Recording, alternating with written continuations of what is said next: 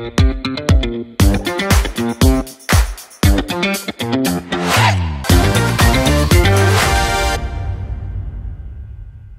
de suite, je laisse la parole à Émilie Meyer et Patrick Clément. Merci Françoise, bonjour à toutes, bonjour à tous. Alors, ce que l'on va partager avec vous, avec Patrick, dans les 25-30 minutes qui arrivent, c'est voilà, un panorama du e-commerce GSA. On va commencer, bien sûr, à poser les grands chiffres clés du e-commerce GSA pour bien mesurer l'ampleur de la croissance qui s'est passée sur l'année qui vient de se dérouler. On fera un focus particulier sur le centre-ville, sur le e-commerce en centre-ville, parce que voilà, beaucoup de choses se passent dans ce territoire-là. Ah d'accord. Et puis on terminera par ce qui nous semble être les axes vraiment à travailler pour pérenniser en fait cette croissance très forte qui a été acquise par le réseau e-commerce sur les derniers mois. Donc on va démarrer par les chiffres clés et par ce chiffre tout simplement qui est un doublement en fait du chiffre d'affaires du e-commerce GSA entre 2016 et les 12 derniers mois. On est passé de 5 milliards à plus de 10 milliards sur le chiffre d'affaires tout produit. Donc là on englobe bien sûr les PGC qui sont le gros morceau, quasiment 9 milliards, où là on est sur une augmentation de l'ordre de 90%. Les produits frais traditionnels qui sont beaucoup plus petits, mais pour lesquels l'augmentation a été, c'est plus qu'un x2.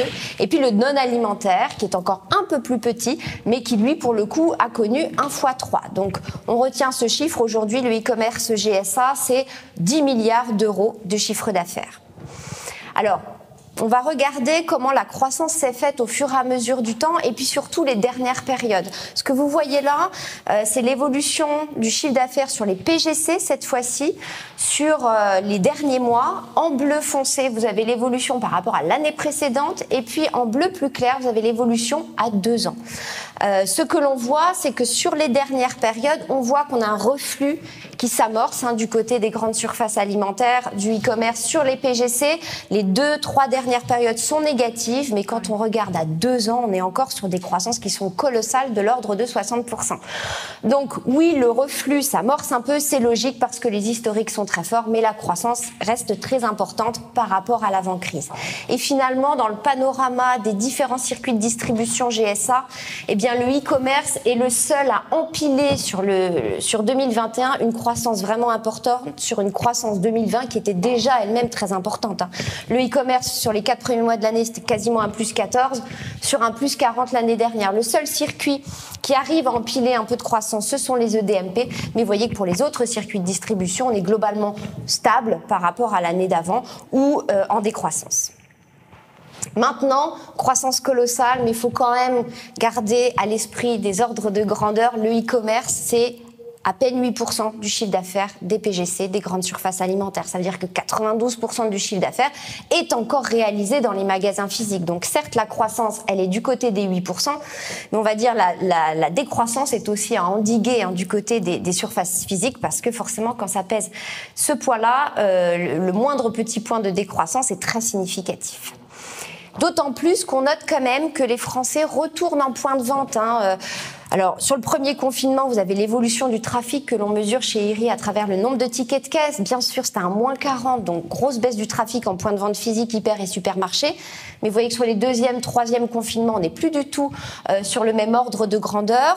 Sur la dernière semaine, là, qui vient de passer, on est même quasiment au niveau du trafic de 2019. Et on voit notamment sur Noël, sur Pâques, que les gens ont plaisir à retourner en magasin physique quand même, parce que ces événements sont mis en scène et donc les Français ont quand même plaisir à aller faire leurs courses en magasin physique. Donc finalement, le retour à la normale en termes de trafic, il est quand même en train de s'opérer.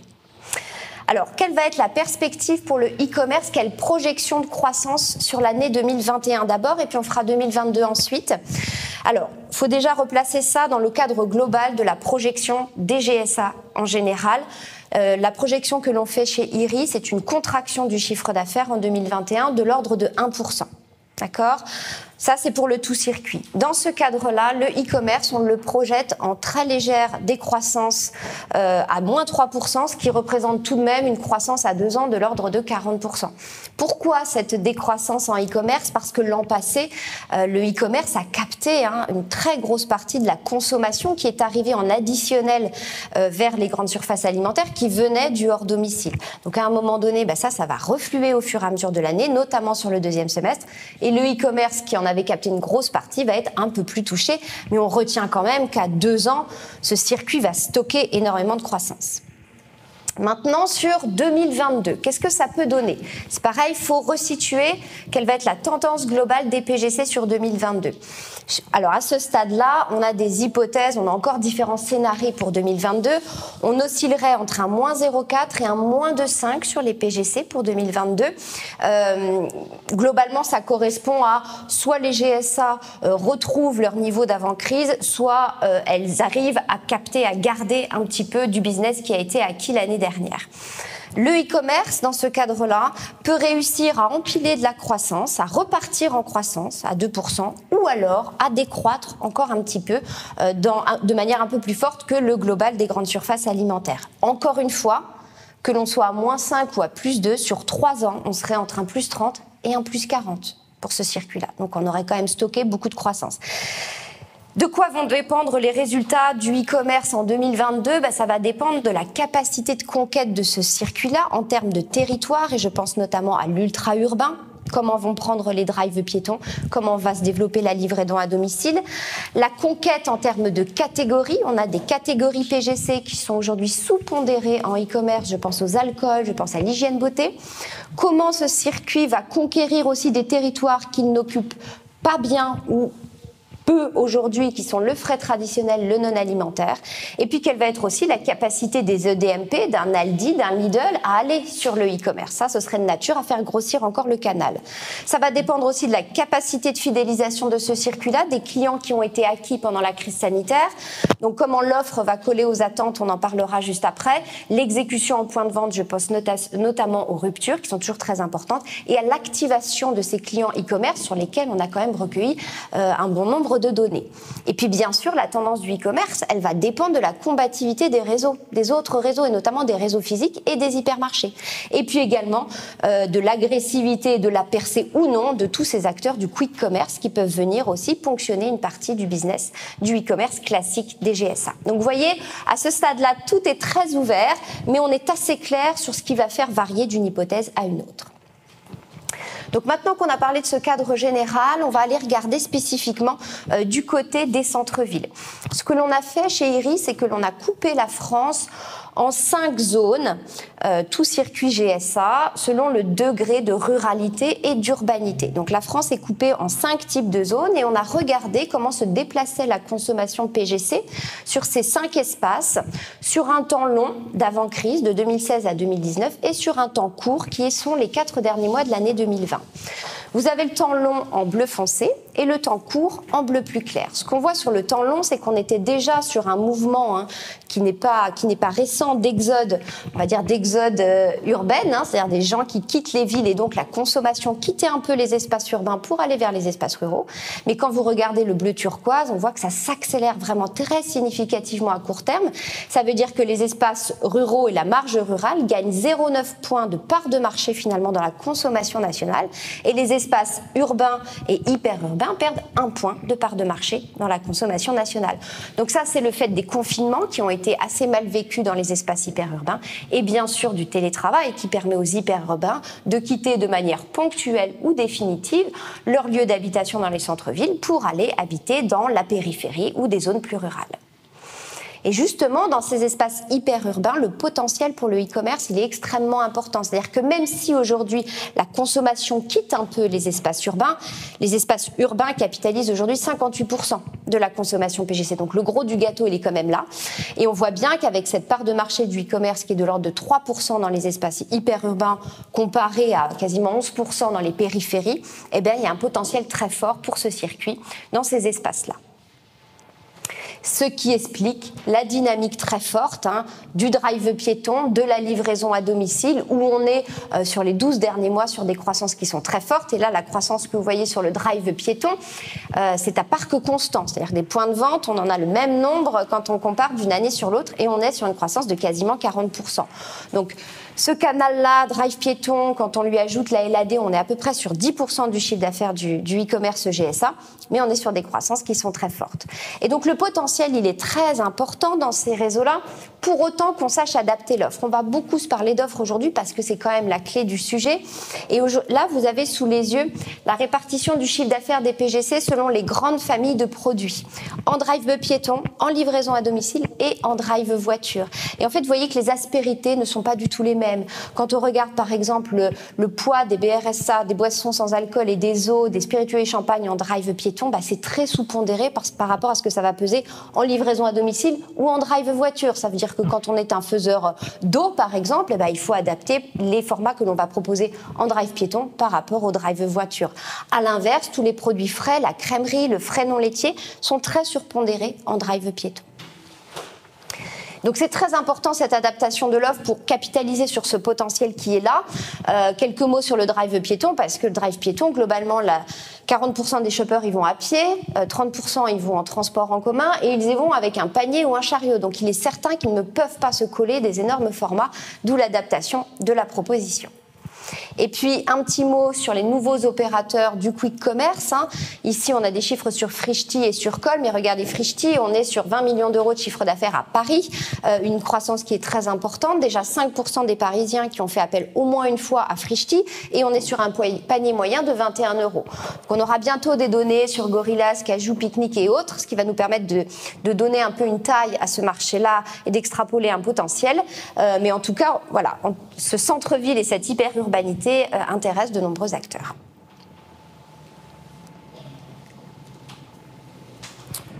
Bonjour à tous. Donc l'idée, c'était de faire un petit point sur le drive, du drive physique au drive digital.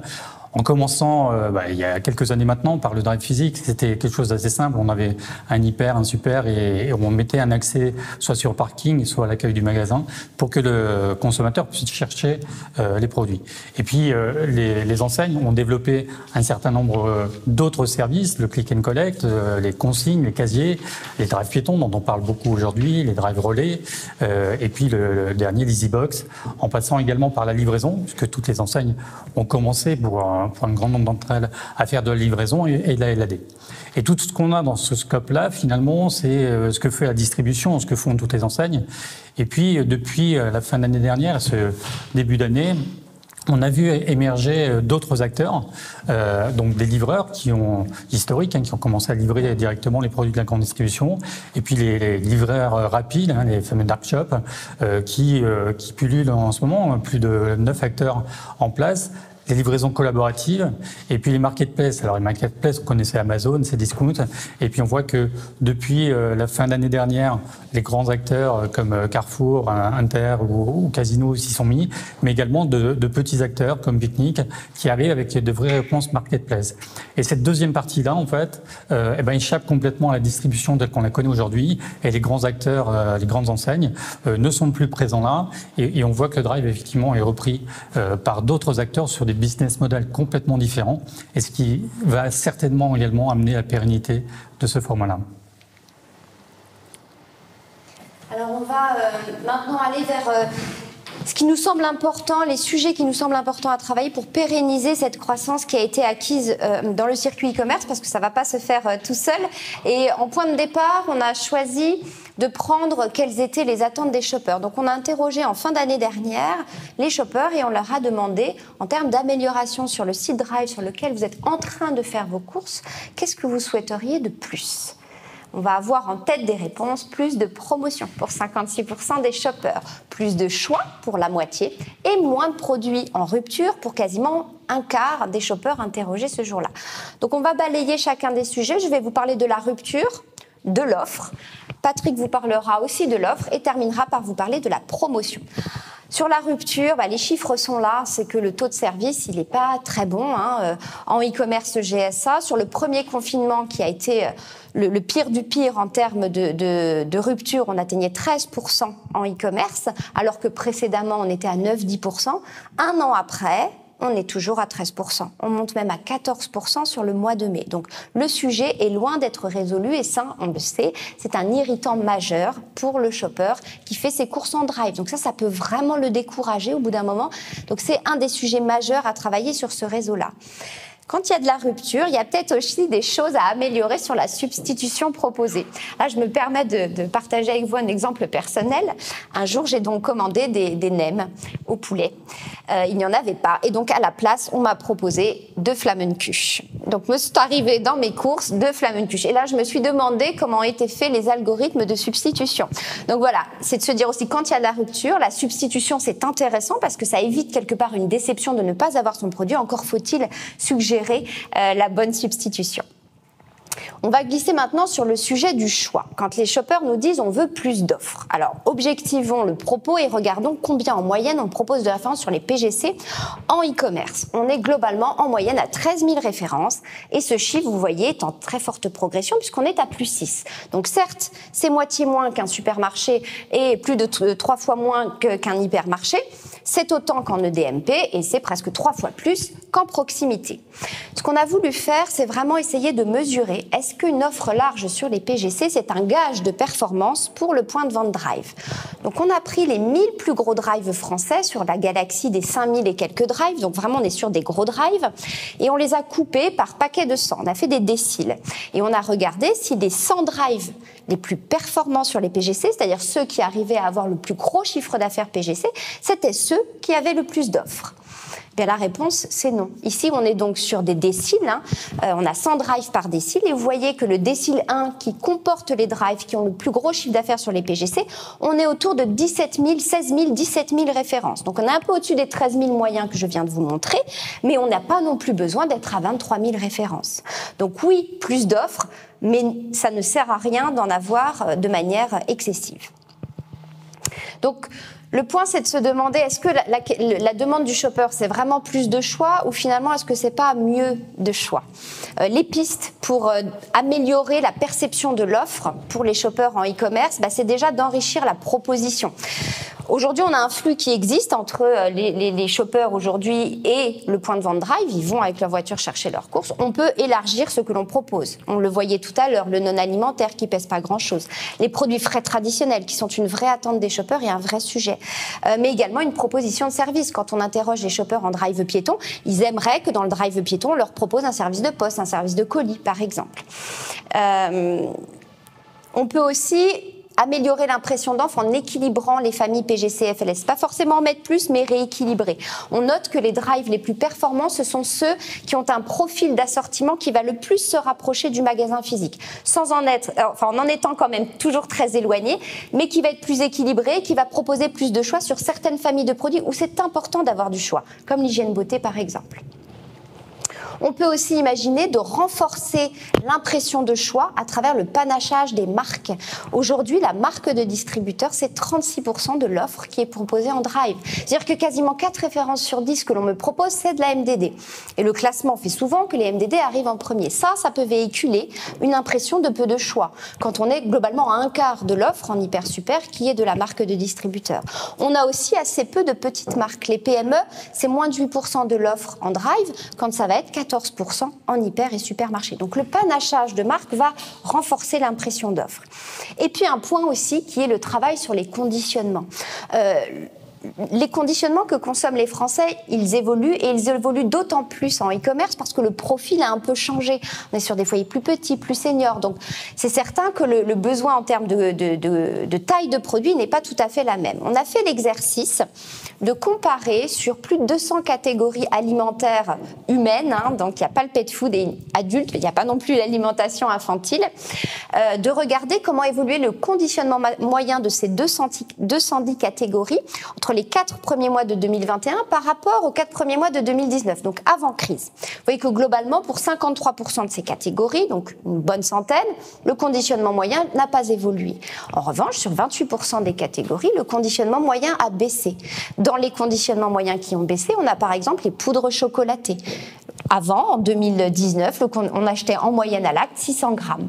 2 ans après, on achète 550 grammes. Sur les eaux gazeuses nature, par exemple, on achetait en moyenne presque 6 litres. Aujourd'hui, c'est plutôt 5 litres. Et c'est vrai que si moi, je veux acheter 1 litre d'eau gazeuse parce que je fais des spritz vendredi soir chez moi, je ne vais pas avoir envie d'acheter 6 bouteilles d'eau gazeuse. J'en veux qu'une. Si je ne la trouve pas, c'est un problème. Dans les hausses de conditionnement, 20% des catégories ont connu une hausse de conditionnement moyen. On va trouver par exemple les compotes. Voilà, ça c'est l'impact du PNNS et de la consommation des fruits. On a une augmentation du conditionnement moyen sur les compotes de quasiment 10%. Sur les pains suédois, de l'ordre de 19%. Donc voilà, ça nécessite vraiment que d'aller regarder par type de drive aussi le piéton, ce serait intéressant, le voiture, la livraison à domicile, comment ont évolué les conditionnements. Et puis quand on parle de choix, il faut aussi regarder les autres attentes des shoppers qui arrivent plus bas, mais qui sont intéressantes. Ils nous disent vouloir plus d'informations sur les dates limites de consommation, plus d'informations en général sur les produits, une meilleure organisation du site. Donc ça aussi, ça touche à l'offre et à l'impression d'offre que d'avoir de la facilité à se repérer, d'avoir les informations que l'on souhaite. Aujourd'hui, je vous donne un exemple tout simple sur les shampoings. La clé d'entrée sur les shampoings, c'est j'ai les cheveux secs, j'ai les cheveux frisés, j'ai les cheveux colorés. L'arborescence dans le drive, elle n'est pas du tout organisée comme ça. Donc il y a vraiment du travail à faire pour aider au repérage par les shoppers. Alors on va continuer sur l'offre. Je vais aborder 2 notions, l'offre, l'assortiment. L'offre, on va dire, si je me positionne en tant que responsable de drive, c'est finalement le choix, un catalogue qui m'est offert de produits et je vais choisir dans ces catalogues ce que je vais détenir dans mon drive. Si je prends un exemple, j'ai un catalogue d'une vingtaine de jus d'orange possibles et je vais choisir d'en mettre une dizaine dans mon drive, donc je vais faire un choix dans mon catalogue. Ce qu'on constate, nous, quand on regarde l'offre dans les différentes enseignes, c'est qu'elle est quasiment chez tout le monde en augmentation. C'est-à-dire qu'il y a de plus en plus d'offres offertes au drive pour choisir les produits. Alors cette offre, il faut la nuancer parce que effectivement, on va se retrouver avec une offre qui augmente, mais en fait des catégories qui arrivent sur cette offre. Des catégories qui n'étaient pas présentes, comme les devants de caisse, comme le jouet, comme une grande partie non alimentaire qui n'était pas présente et qui commence à arriver et qui fait que cette offre augmente. Quand on regarde l'assortiment des drives par enseigne, cette fois-ci c'est la détention, ce que propose le drive aux consommateurs, et ça rejoint ce que tu disais Émilie, donc l'offre conso, qui est ici l'assortiment, là aussi il augmente. Et puis c'est la même chose, donc en fait il augmente parce qu'il y a de plus en plus de catégories, et du fait de la baisse de trafic en grande surface l'année dernière, on a développé ces catégories-là et fait en sorte que finalement, par rapport à la demande conso, il y ait de plus en plus de gammes qui arrivent dans les drives. Et quand on fait le ratio que vous avez ici, c'est finalement le coefficient multiplicateur entre l'assortiment, la détention et l'offre. Et on constate en moyenne que il y a 2 fois plus de produits en offre qu'en détention, c'est-à-dire que si vous détenez 10 jus d'orange dans votre drive, en moyenne, dans les enseignes, vous avez une offre de 20 drives. C'est un point important, notamment pour les industriels, parce qu'à un moment, il y a des places de picking qui sont définies dans les drives et il va falloir réduire l'offre potentiellement pour pouvoir mettre tout. Donc il va falloir faire un choix finalement sur ce catalogue que je propose au drive et peut-être restreindre un peu ces catalogues pour avoir un ratio qui soit plus proche de 1 à 5. C'est différent dans les catégories. On parlait du DPH. Le DPH, le ratio est de 10, c'est-à-dire que l'offre produit est 10 fois supérieure à la détention. Et donc là, il y a certainement quelque chose à faire pour qu'on ait une pérennité un peu plus forte dans nos produits en drive. Et puis l'une des questions posées au début par le conso, c'était la promotion. Il veut avoir un peu plus de promotion. Donc là, vous avez la promo en drive, en pourcentage, et vous voyez en moyenne, on est plutôt à 11% de promotion en drive sur les dernières périodes. Alors c'est différent, bien évidemment, d'une catégorie à une autre. On a la boucherie qui est à 8%, contre d'autres catégories comme le DPH vont monter à 17% sur certaines périodes. Donc on voit effectivement qu'il y a une promo qui n'est pas uniforme sur toutes les catégories, mais en tout cas la promo est extrêmement présente. Alors ce qu'on a voulu faire également, c'est comparer la promo physique par rapport à la promo drive. Et là, on s'est appuyé sur des chiffres d'affaires IRI et on constate en fait que sur toutes les catégories, finalement, il y a plus de chiffres d'affaires réalisés en promo en drive qu'en physique, enfin dans le ratio. Donc ça montre que finalement, il y a un chiffre d'affaires et une offre promotion qui est potentiellement supérieure en drive qu'en promotion. Et si on regarde cette évolution sur une période un peu longue, depuis début 2019, en rouge, vous avez les promos, le chiffre d'affaires promo en drive, et on voit que le rapport est toujours supérieur à quasiment dans toutes les périodes au magasin physique, ce qui montre bien qu'il y a plus de promos en drive. Alors la promo est peut-être plus difficile d'accès, plus complexe. En physique, on est sur un catalogue, donc c'est assez simple. Là, le drive, on va retrouver des pages promo, des bons de réduction qu'on va accumuler sur différentes catégories, des remises catégorielles qui font que potentiellement, elle est un peu moins visible. Mais en tout cas, elle est plus présente, même si elle est moins perçue comme étant présente. Alors pour conclure cette présentation, le e-commerce, c'est une incroyable accélération, c'est une décélération qui est là mais qui reste quand même modérée et c'est surtout de belles perspectives pour autant qu'on travaille tous les sujets qu'on vient d'évoquer. Il y a du potentiel en termes de territoire qui va surtout se positionner dans l'ultra-urbain. On a du potentiel sur le travail de l'offre, faire mieux sur les PGC en termes d'équilibre des familles, en termes de panachage de marques, mais également élargissement à d'autres familles que le PGC FLS. Sur la promo, on voit que c'est pas vraiment un défaut de quantité proposée finalement, mais c'est peut-être du rééquilibrage entre les familles de produits et peut-être aussi davantage de personnalisation de la promotion à travers l'exploitation toujours des données des shoppers e-commerce. Et puis sur l'exécution, pas mal de sujets, la rupture qui est vraiment le sujet numéro 1, l'ergonomie du site, les shop-in-shop qui sont peut-être pour certaines familles de produits des solutions. Et puis on voulait terminer cette présentation en se disant le e-commerce a un formidable potentiel, mais c'est un univers qui est très grand et très hétérogène. On compte plus de 5000 points de vente drive qui font donc, on l'a vu tout à l'heure sur les PGC, 9 milliards. Quand on regarde les 1000 premiers, ils capitalisent déjà 6,5 milliards d'euros. Et les 100 premiers, 1,5 milliard d'euros. Donc on voit à quel point le chiffre d'affaires est concentré. Et ça milite vraiment pour aller chercher les points de vente drive dans lesquels chacun réalise le plus gros de son chiffre d'affaires pour ne pas, on va dire, disperser les énergies. Et oui, bien sûr, les points de vente Leclerc, quand on regarde le chiffre d'affaires estimé, c'est 45% du chiffre d'affaires des drives. Mais quand on regarde du côté d'Intermarché et de U, on est sur des croissances qui sont significatives sur l'année qui vient de s'écouler. Donc vraiment nécessité d'aller cibler les bons points de vente en fonction des catégories sur lesquelles chacun se positionne. Super, merci beaucoup pour cette présentation très claire. On a eu beaucoup de chiffres et je crois que beaucoup de personnes voulaient justement des chiffres pour compléter ce qu'on a vu ce matin. Et notamment, merci pour avoir joué le jeu et essayé de donner une fourchette un peu large, mais c'est déjà bien. Voilà, sur 2022. Merci aussi pour avoir complété ça avec la partie assortiment et promotion. On a une question, mais très rapidement parce que on n'est pas en avance. On a juste une question. À votre avis, la partie nouveaux entrants, est-ce que ça, combien ça va peser dans voilà, c'est compliqué. Hein. Combien ça va peser l'an prochain ou dans les 31 années. Et voilà. Merci. Combien ça pesait? Effectivement, c'est compliqué de donner ce chiffre. En tout cas, c'est intéressant parce que ça dynamise le marché. Il y a, quand on prend effectivement les dark shops, les nouvelles plateformes, ces 23 acteurs qui arrivent sur ce milieu-là, ça va dynamiser, ça va certainement appeler aussi d'autres acteurs à voir différemment la distribution. On avait une distribution du drive qui est très classique, avec des coûts qui, il faut le dire quand même, qui sont extrêmement importants. Et c'est l'un des problèmes majeurs. Quand tu es sur un circuit drive qui double potentiellement son chiffre d'affaires, tu as aussi tes coûts qui doublent pas, qui vont même au-delà de doubler. Donc là, c'est des business models complètement différents, qui sont plutôt rentables dans les pays où ils sont déjà développés. On parle de Picnic notamment, qui est déjà rentable dans les pays où il est en place. Donc ça va dynamiser, ça va pas peser grand-chose. Le drive, c'est 10%, donc ça va peser 0,2, 0,3% du chiffre, certainement, sur la première année, mais ça va pas aller très très loin pour l'instant. Merci pour t'être lancé sur un chiffre. Merci beaucoup, Émilie. Merci beaucoup, Patrick.